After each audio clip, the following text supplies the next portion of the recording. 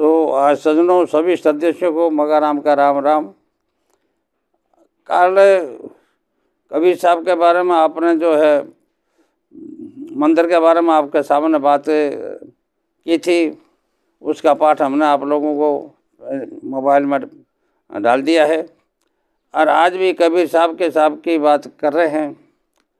आज मोहम्मद साहब जब पैदा हुए थे यहाँ, तो मोहम्मद साहब ने 40 वर्ष तक राज्य किया। मोहम्मद साहब ने राज करते करते अत्याचार बहुत किया, यानी ज़बरदस्ती लोगों को मारना और उनको मतलब समाज बदलना, ये मोहम्मद साहब का नेम हो गया कि अफाने जितनों को भी मुसलमान बनाए जाए तो हम बनाएंगे। तो उनको मार पीट करके जो नहीं बनते थे उनको मार देते थे। ऐसा मतलब बहुत कलेश रहा कई सालों तक। तो सब ने, हिंदुओं ने भी और समाज वालों ने सब ने पुकार करी महाराज के माने बचाओ। तो उस समय सतपुरुष ने कबीर साहब को भेजा। तो माणिक के नाम से वो आज संसार में आए। आके कबीर साहब जो है मोहम्मद साहब से मक्का के पास में आकाश में उतरे। तो वहाँ मोहम्मद साहब जो हाथी पर बैठ के जा रहे थे, तो मोहम्मद साहब को उन्होंने सलाम करी। तो मोहम्मद साहब का आप कौन हैं? और मैं सतपुरुष की आज्ञा से यहाँ आया हूँ आपके पास से। आप जो बहुत अत्याचार कर रहे हैं और आप जो दुनिया भर का पाप कर रहे हो, आपको पता है कि इसका रिजल्ट क्या होगा? तो बोले मैं पाप कर रहा हूँ, मेरी मर्जी है। तो किसकी आज्ञा से? कबीर साहब ने कहा किसकी आज्ञा से तुम पाप कर रहे हो? तो उन्होंने कहा मैं दाऊद की आज्ञा से पाप कर रहा हूँ। तो बोले दाऊद ऐसा नहीं कर सकता, दाऊद तो मतलब ईश्वर का रूप है, वो नहीं ऐसा कैसा नहीं कर सकता। लेकिन वो आप कबीर साहब की बात को नहीं मान रहा था। कबीर साहब ने कहा कि आपको मानना तो पड़ेगा ही, तो आप जो है इस बात को छोड़ दें, अत्याचार कर रहे हैं आप बंद कर दें। और जो समाज जो ईश्वर ने, परमात्मा ने, सत्य पुरुष ने जो बनाई है, इसको आप जो है सेवा करिए, कर सकें तो, नहीं तो न करें तो कोई बात नहीं। लेकिन मोहम्मद साहब ने बोले अगर सत्पुरुष हैं और आप भगवान हैं तो आप जो हमको जितना हमारे जो अल्लाह हम उनको दिखाएं। तो बोले हम ठीक है। तो कबीर साहब है जगह इनको मतलब है कि आकाश में विमान के द्वारा लेके जाते हैं। तो जितने भी मोमडूनों के जो मतलब है कि ईश्वर है, अल्लाह है, इजराइल है, भी थे, उनको वहाँ ले जाके उनको दिखाई दिया ये देख तुम्हारे सब कुछ है। और देखने के बाद में उन्होंने यकीन किया। इजराइल से कहा कि आप हमको आगे भी ले जाओ।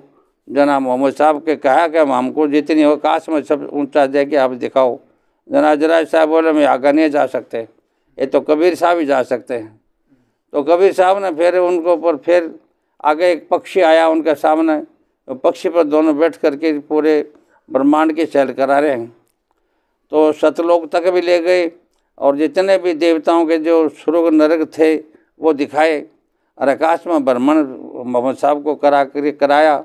और जब मोहम्मद साहब को जब ये यकीन हो गया कि कबीर साहब तो ये हैं जगह सतपुरुष हैं, वाकई में ईश्वर हैं, ये ब्रह्म हैं, ये ही जानी जान है सब कुछ। तब ये पता लगने के बाद में कबीर साहब से चरणों में गिर गए कि हमारी साहब गलतियाँ हुई हैं बहुत। तो जना कबीर साहब ने कहा गलती तो है पर आगे ऐसा मत करना। जन वो तो मोहम्मद साहब इस बात को मान जाते हैं। तो आकर के फिर जो मोहम्मद साहब ने 40 साल तक राज किया बताते हैं, ये कबीर मंसूरी के अंदर में लिखा हुआ है। तो इसी प्रकार से सब जो है एक समाज है। कबीर साहब ने कहा कि कोई आप जो है इंसान है, वो इंसान के औलाद इंसान बनेगा, ना हिंदू ना मुसलमान बनेगा। इंसान है वो इंसान ही बनेगा। तो इसकी सेवा करनी चाहिए। अब जाति दूती के विरोध में या ये मुसलमान है या हिंदू है, इसके विरोध में आप जो है इतना अत्याचार कर रहे हो, ये ठीक नहीं है। इसलिए मोहम्मद साहब को पूर्ण ज्ञान दिया।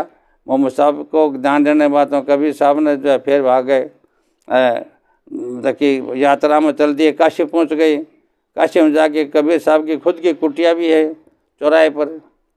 कबीर कुटिया में गए, वहाँ रहने संत लोग थे, उनको दर्शन दिए और वहाँ गंगा जी में स्नान करके फिर कबीर साहब बाहर गए। तो जाने के बाद में क्या देखा कि वहाँ पर जो है एक बगीचा बाग था, उसमें जाके कबीर साहब थोड़ा आराम करने लगे। वहाँ करने लगे तो वहाँ पर जो है देखा कि एक सेठ आया और सेठ ने कहा, कई बार देखता रहा सेठ, कबीर साहब तो आंख बंद कर रखी थी। सेठ ने कहा कि महाराज आज हमारे घर भोजन करो आप। तो कबीर साहब कहने लगे भैया भोजन तो करेंगे लेकिन मैं थोड़ा ठहर जाऊँ। तो भोजन किस वित्त से करा रहे हो? जना बोले हमारी घराली है जो कि मंदिर में जा है और शिव जी की पूजा करे है। लेकिन मैं एक दिन पूछा कि तुम वहाँ मंदिर में जाती हो तो कोई भगवान का नाम भी लेती हो या गप्पे लगाती हो? तब उसने कहा कि मैं तो 4-5 दिन ही जावा और बट जाके तेरी मेरी करा, नहीं तो मान भगवान को नाम को मालूम है न और है। तो जना बोलो को कुछ करना चाहे तो मैं कहा कि आप जो है कुछ कर्म करो।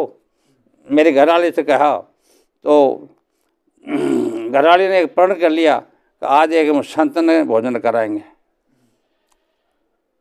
जना कबीर साहब बोले कि ठीक है भोजन करने चलते हैं। जना वो 3 दिन हो गया सेठानी भोजन को नहीं करो, क्यों कोई संत आया को नहीं और न कोई संत मिला और 3 दिन भूखी रही बा। और 3 दिन के बाद वो कबीर साहब के यहाँ पहुँचे हैं। तो कबीर साहब आवे हैं तो रास्ते में सेठ की दुकान है, दुकान के ऊपर क्या होने लगे तो वहाँ एक कसाई जा रहे हो बकरा लेके, और बकरा वो छुटा करके दुकान की तरफ भाग्या। तो वो जो लड़का था उसने लठ लिया और 4-5 लट्ठू उस बकरे का मार दिए। तो बकरा ओटा भी कसाई की तरफ चल दिया। और उसके बाद में जो कबीर साहब थे थोड़ा हंस्या जनाब वो आगे फिर चला। तो लड़की थी साथ में और वह एक औरत थी, वह सेठानी थी और वो सेठ भी था और कबीर साहब थे जो घर की तरफ जा रहे थे। तो वो लड़की ही जगह अपनी माँ का थोड़ी चुंटी काट दी। तो उसने कहा क्या करे जनाब? वह कहने जनाब वो फिर कबीर साहब हंसे, फिर आगे चले गए। तो भी सेठ के एक आगे पौड़ी ही और पौड़ी पर छान ही, और छान को एक डोको नीचे निकल रहे हो। तो नीचे देखे तो वो पगड़ी बांधा कर तो सेठ हो जो वह पगड़ी में डोको फंस गयो तो पगड़ी नीचे गिर गई। जना वो सेठ बोलोगे तेरे कल तन तोड़ूंगा और अठे बैठक बनाऊंगा। जना फिर कबीर साहब हंसे जना आगे चले गए। भोजन वाजन करो, करने के बाद में सेठानी पूछने लगी महाराज आप जो है 3 बार हंसे, इसका हंसने का कारण क्या है? कबीर साहब बोलो कि भाई ऐसी बात है, मैं तो संत हाँ, हमारी कोई बात खास नहीं हुआ। लेकिन बोलो नहीं। जना फिर कबीर साहब को जब पीछे पड़ गए, जब उन्होंने कहा कि संतां की बात अटपटी झटपट लिखी ना जाए, और जो झटपट लिख ले और समझ ले तो खटपट सारी मिट जाए। तो जना फिर वह बोले महाराज बताइए। जना वो तो कबीर साहब बोले सच्ची बात कहने से माँ भी मारे, मैं सच्ची बात कहूँगा तो आपको दुख होगा। बोले सच्ची बात कहिए। कबीर साहब बोले कि वहाँ दुकान के पास थारी के पास आया जना वो बकरे वहाँ से छुटा के थारी दुकान की तरफ आया। हाँ बोले आया। तो वो बकरा थारा ससुर था, थारो ससुर बकरो बन गयो। और वो सोचा दुकान अपनी है, जो शायद अपनी मेरे को बचाव जाने कसाई काटा को। जना बोले मैं वो भाग्यो थार का नहीं, अरे बटा लट पड़ा जाना। और तो सोचा इसे तो वही कसाई थी कि बाहर तो गिरे को। फिर आगे डाल के फिर हंसी आई। जना थे आधा तारी लड़की है। पहले जना का तुम भाभी डंड थी दोनों। जना बिको लेल्डो कर्म है न वो याद आ गयो जना और टूट को पड़े। जना बोले ये हमें हंसी आई।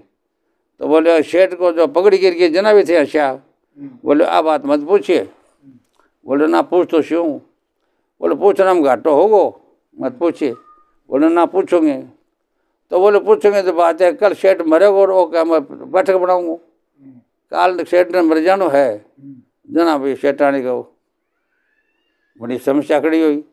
जना बाप बोले महाराज इसको बचाव। बोले बचाव तो क्या बताना पड़सी। जना बोले कि तुम रोना मत। कबीर साहब बोले तुम रोना नहीं, बढ़िया कपड़ा पहनियो, शादी वाला कपड़ा पहन करके, और जो लोग आएंगे उनको जो सबको सेवा करो, उनको पानी पिलाओ, चाय पिलाओ, जो भी है उनकी सेवा करो। और कोई बुझ जाए जना कह देना कि सब भगवान की मर्जी है, राम की इच्छा बिना कुछ नहीं होता, जो करता वो राम ही करता है। ऐसे कहते जाना। जना वो ठीक है। अब बात इतने भी लोग भेलोए क्योंकि सेठ मानेड़ो हो। जनाब सेठ के घर में दुनिया भर के आदमी आए तो बुझे तो कोई सेठानी तो बहुत अच्छा कपड़ा पहन रखे हैं, अरे काम करते फिर है तो रोए भी को नहीं। जनाब इसने पूछे कि भाई क्या बात है। जनाब बोली बात क्या की है, जिसका था वो ले लिया उसने, रोना क्या क्या, वो परमात्मा की चीज़ वो ले गया, परमात्मा राम जाने। हाँ वो राम जाने, सो जा हमारे बस में क्या। ऐसे करते करते वो जो दाह संस्कार वगैरह भी होया, ना होने की तैयारी हो गई। जना पे सामान सामान सब लिया। जना साहब भगवान भेष आ गया। भगवान सोचा मेरो नाम ले या तो सारो पाप मेरे पे चढ़ा दियो। जना भगवान आके बोले भाई संत वाला आवाज लगाई, माई भिक्षाम। जना वह सेठानी बाहर आई, बाहर आके कहने लगे बोलो महाराज पैर छुया। जना वहाँ कह दिए सौभाग्यवती भव। जना बोले महाराज सौभाग्यवती कहा तो वो सौभाग्य तो वो पड़े है सामने। जना तो बोले तो और महाराज आशीर्वाद दिए है तो मेरा पति जिंदा होना चाहिए, नहीं तो सौभाग्य जी आपका आशीर्वाद झूठा है। जना देखी वो भगवान हो सको आधा सेंस भी औरत सेठानी का भी में डालिया और सेठ ने जिंदो कर दियो। और जना मतलब बड़ा जय जयकार हुई। तो भी आता है संतो भक्तों, बात ये है कि जो आदमी कर्म करता है सही तो उस सुबह से कबीर साहब की बार बार कबीर की वजह से वो सेठ जिंदा हो गयो और उनकी सबकी इच्छा पूरी होगी। तो सज्जनों जो आदमी सत्य पर चलता है, सत्य है वो सब कुछ है। सत्य समागम हरि कथा तुलसी दुर्लभ दोई, अरे सुत दारा लक्ष्मी पापी घर भी होई। हाँ तो लोगों का बच्चा हो सकता है, संतान हो सकती है, कुछ स्त्री भी आ सकते हैं, जमीन जोर भी हो सकती है, लेकिन संत का समागम हरि की कथा ये बहुत दुर्लभ है। तुलसी दोई।